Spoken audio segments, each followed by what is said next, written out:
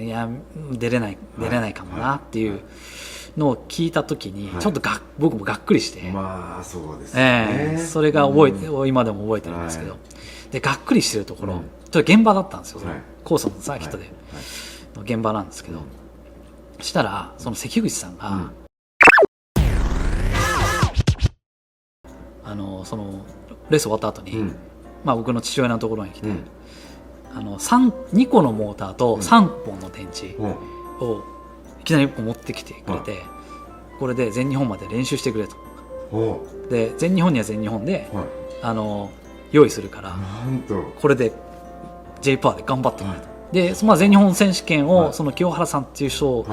たまたま倒してしまい、通ってしまったことで、その J パワーからスポンサーをもらえることに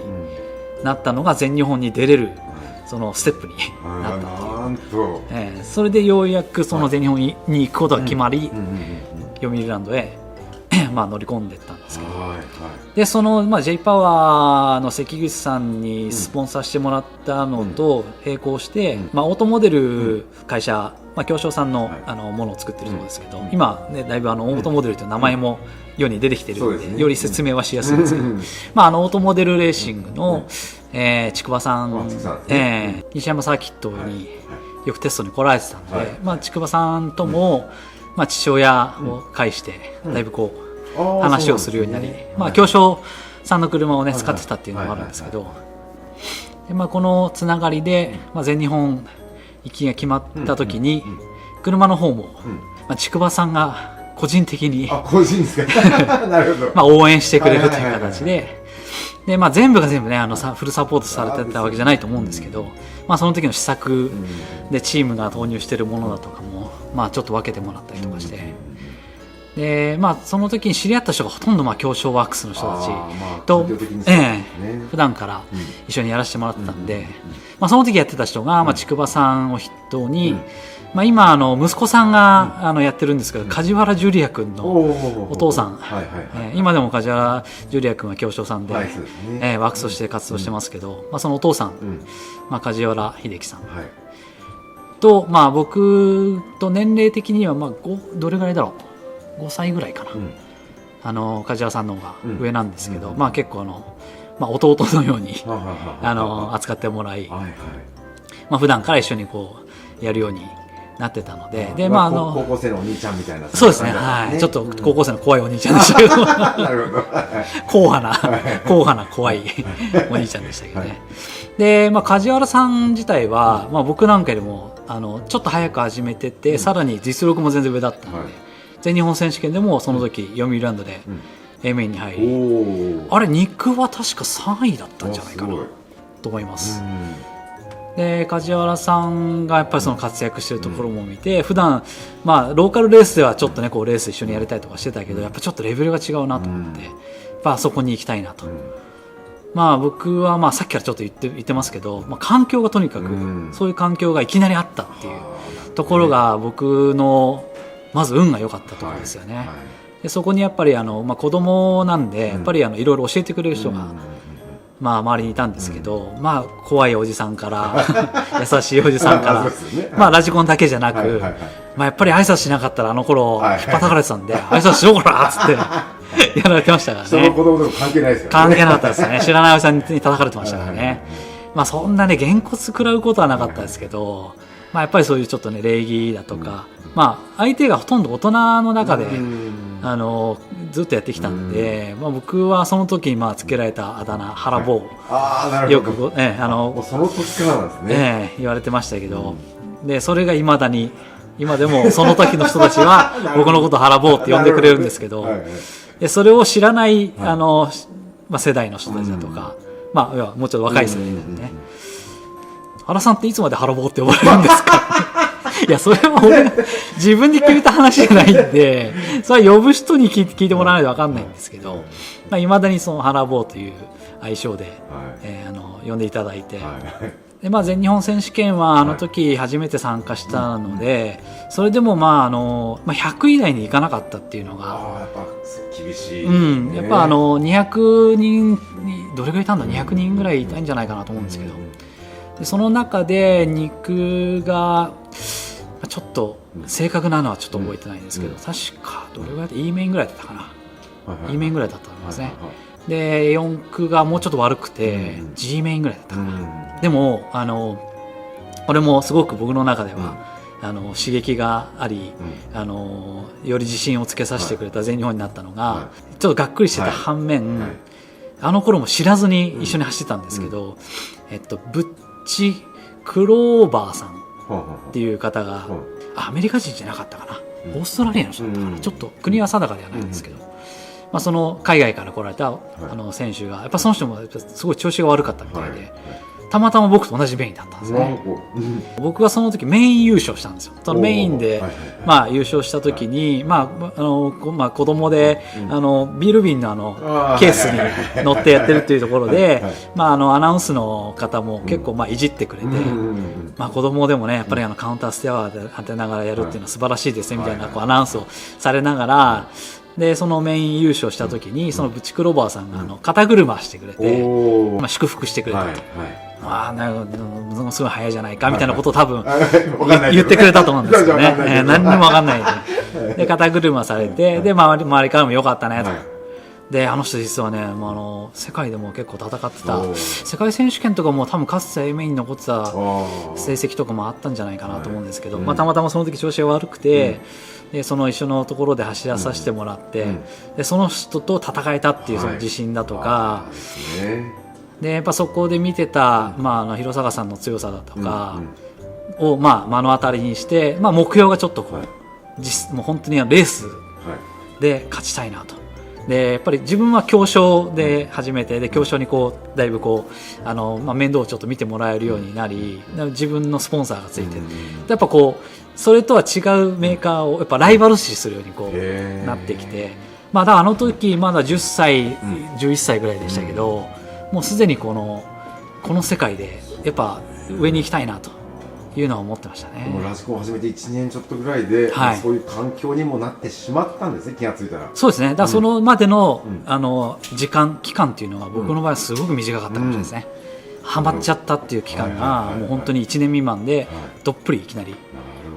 だもうこっそり学校にラジコンマガジン持ってでもわざわざ持ってったのかなって今から思うと不思議なんですけど、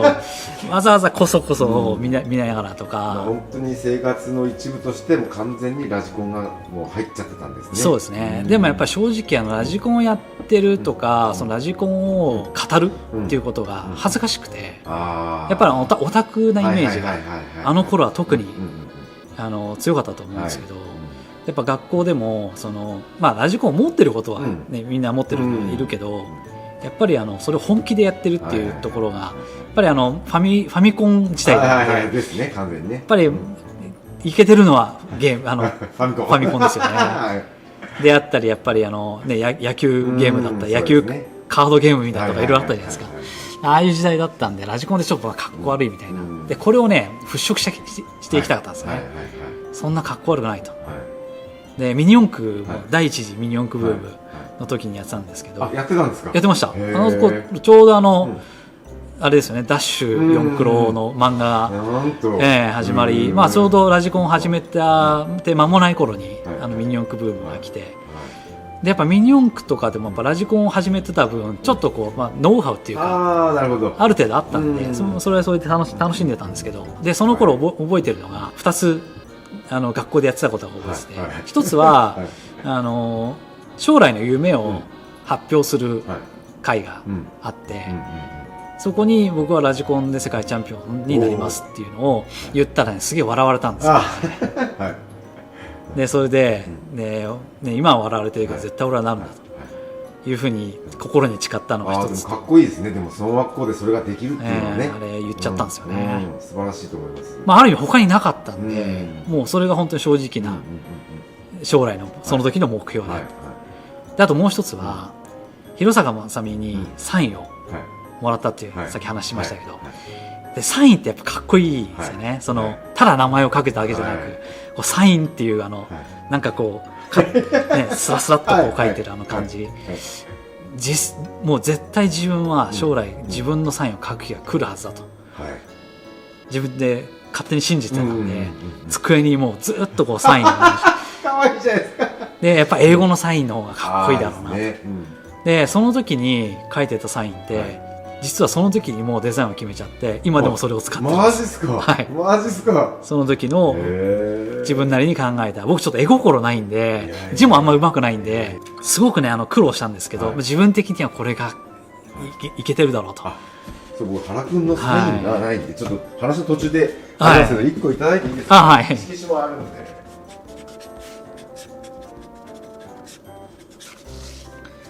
これがもうその時から決めて書いていた、おお、すごい、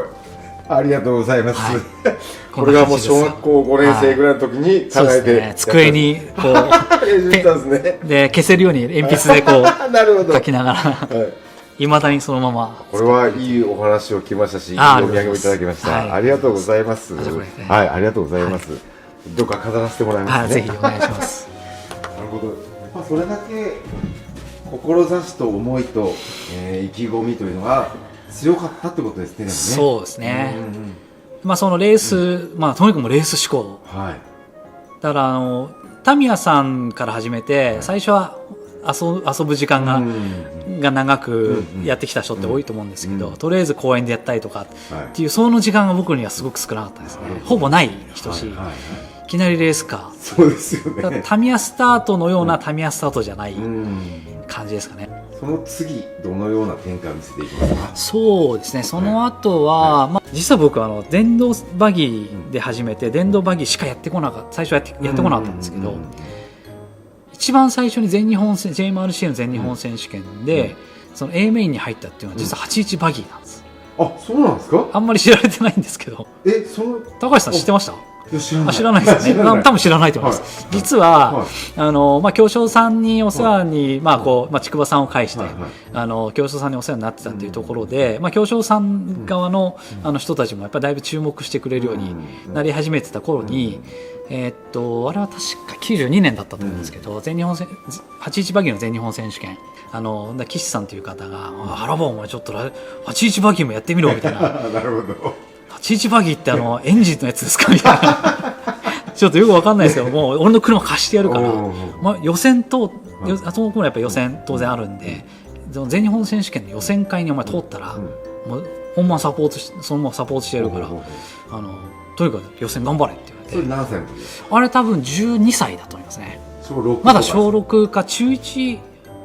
かな。92年なんで、多分小6だと思いますね。まあちょっと面白半分だと思うんですけど、まあやってうまく走れたらいいなぐらいな、静岡県の沼津横田サーキットだったんですけど、そこの全日本選手権に出ることにいきなりなって、である意味わけも分からずエンジンの調整とかは教師の方がやってくれる。あの時はですね、実は教師さんは車は貸してくれたんですけど、調整は仲間内でやってたんですね。で頃一緒にいた仲間の中で、できる人がやってくれてって、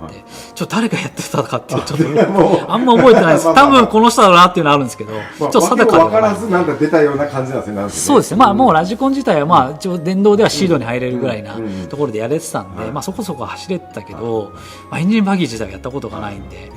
そのセミファイナル、ファイナルの1個前のセミファイナルに入って、これを勝てば、勝ち上がれば、最後の決勝に残れると、A メインに残れるというところで、これもまたね、なんかの表紙にね、ギリギリで残っちゃったんですよね。でこれが、僕のラジコン人生の中で初めての JMRCA 全日本選手権の A メインになったと。そうなんですね。それ知らない人多分多いですね。そうですね。頃ちょくちょくラジコンマガジンとかにちょっと写真1枚、小学6年生の原選手も活躍みたいな、なんかちょっとずつ乗り始めてたんで、それぐらいしか今ね情報が残ってないですから、ほとんど知らないと思うんですよね。でセミファイナルでどうやら、その時も父親も一緒に行ってくれてたんですけど、父親もそんなエンジンカーもともとやってなかったんで、調整とかは多分他の人に任せて、で自分らは車の整備したりだとか、ちょっとセッティングしたりとかしかやってなかったと思うんですけど、そのセミファイナルを勝ち上がったはいいけど、どうやらもうこれエンジンがもうダメになっちゃった。なるほど。コンプレッションが抜けちゃって、これはもう多分もう走りきれないなと、どっちにしたって。でもエンジン持ってない、で変えるって言って持ってないし、したらその一緒に仲間内で来てた人が「あらお前そこにそれ OS っていうメーカーのエンジンついてるから、OS のねテントのところに行って OS の人に決勝残ったんですけど、エンジンがないんですって言えばそう言ってくればお前子供だからもらえるからって言われてなるほど子供だって嫌じゃないですかそういう言いに行くの嫌だけどもう言うしかないから持っておそらくちょっと悲しめに言わないとね、泣くまでいかなくてもちょっと悲しめに哀愁漂わせなきゃなと思ってこれエンジンダメになっちゃったんですけどって言ったら快く「いやもう知ってるよね決勝頑張って応援してるから」ってエンジンくれたんですよ、決勝用のエンジンでそれを結構あっさりもらえたんでうわやったと思ってでしかももうピカピカのやつじゃないですか。でこれもうニコニコしてそれ持って帰ったんですよ、ピットに。でそれ渡したら仲間内の人がなんか全然嬉しくなさそうなんですよ、愕然としてて。でなんでね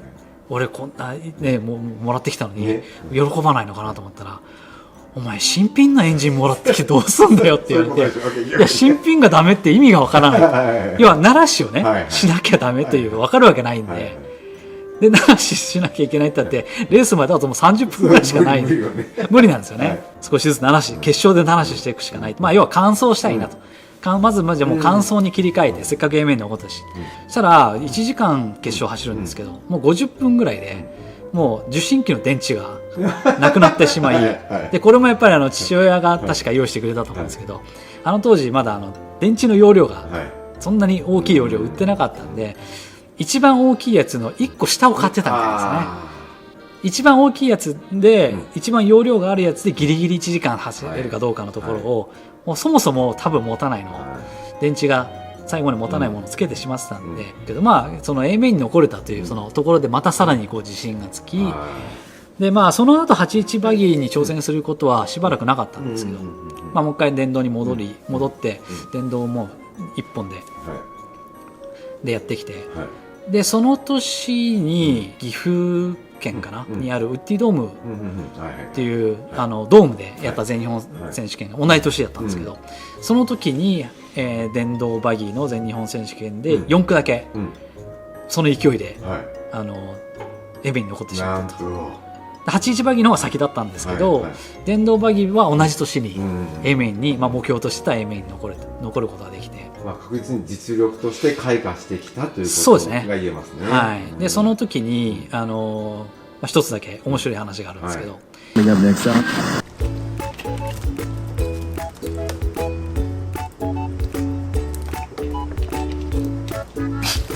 いつも動画見ていただいてありがとうございます。非常に活かされております。よろしければねチャンネル登録ぜひよろしくお願いします。また Twitter、インスタ、